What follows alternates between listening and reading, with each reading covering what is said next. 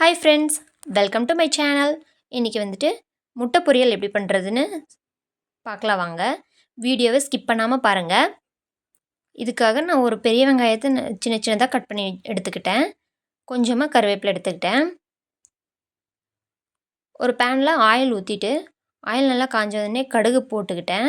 கடுகு நல்லா பொரிஞ்சதுன்னே கொஞ்சமாக கடலைப்பருப்பு ஆட் பண்ணி நல்லா ஃப்ரை பண்ணியாச்சு. கடலைப்பருப்பு வேணான்றவங்க ஸ்கிப் பண்ணிக்கலாம். அப்புறமா எடுத்து வச்சுருந்த வெங்காயத்தையும் கருவேப்பிலையும் நான் ஆட் பண்ணிக்கிட்டேன். நான் வந்துட்டு காரத்துக்கு மிளகாத்தூளும் சாம்பார் தூளும் ஆட் பண்ணுறதுனால மிளகாய் ஆட் பண்ணல. இந்த ஸ்டேஜில் கொஞ்சம் உப்பு போட்டு நல்லா வதக்கிக்கோங்க. அப்போ தான் வெங்காயம் நல்லா வதங்கி வரும்.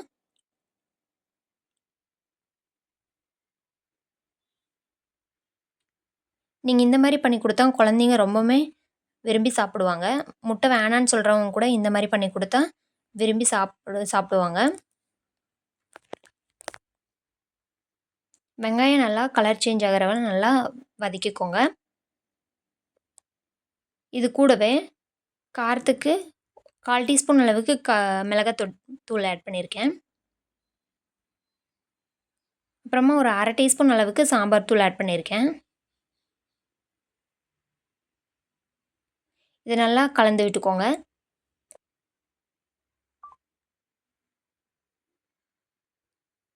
அப்புறமா நான் முட்டை வந்துட்டு ஒரு கப்பில் சேர்த்து நல்லா பீட் பண்ணி வச்சுருக்கேன்.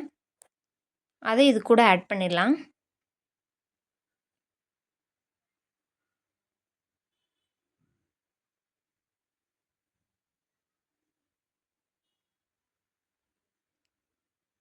ஆட் பண்ணியாச்சு. இது நல்லா கலந்து விட்டுக்கோங்க.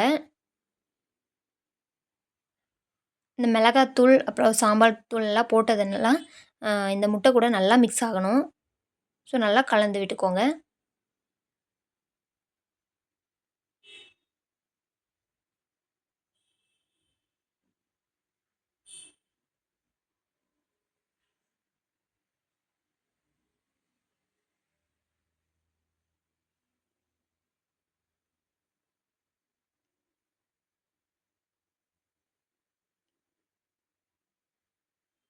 அப்புறமா இது கூட கொஞ்சம் உப்பு ஆட் பண்ணிக்கிட்டேன்.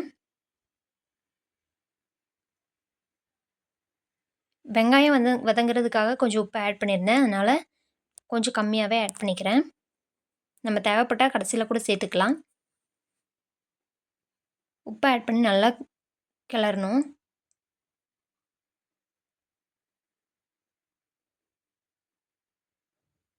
இது வந்துட்டு நல்லா பொடி பொடியாக வர்ற அளவுக்கு நல்லா கிளறணுங்க. இந்த மாதிரி வரணும். இன்னும் கூட கொஞ்சம் நேரம் விடணும். அப்போ தான் தனித்தனியாக பிரிஞ்சு வரும். இந்த மாதிரி பண்ணி கொடுங்க. டேஸ்ட் ரொம்பவே சூப்பராக இருக்குங்க.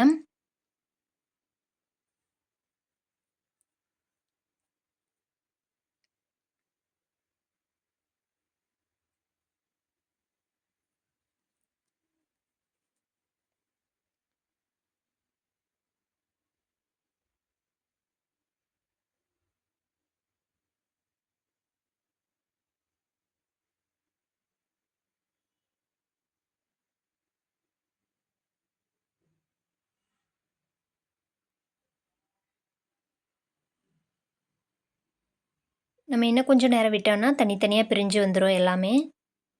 இந்த ஸ்டேஜில் உப்பு செக் பண்ணிவிட்டு உப்பு ஆட் பண்ணுறதா இருந்தால் ஆட் பண்ணிக்கலாம்.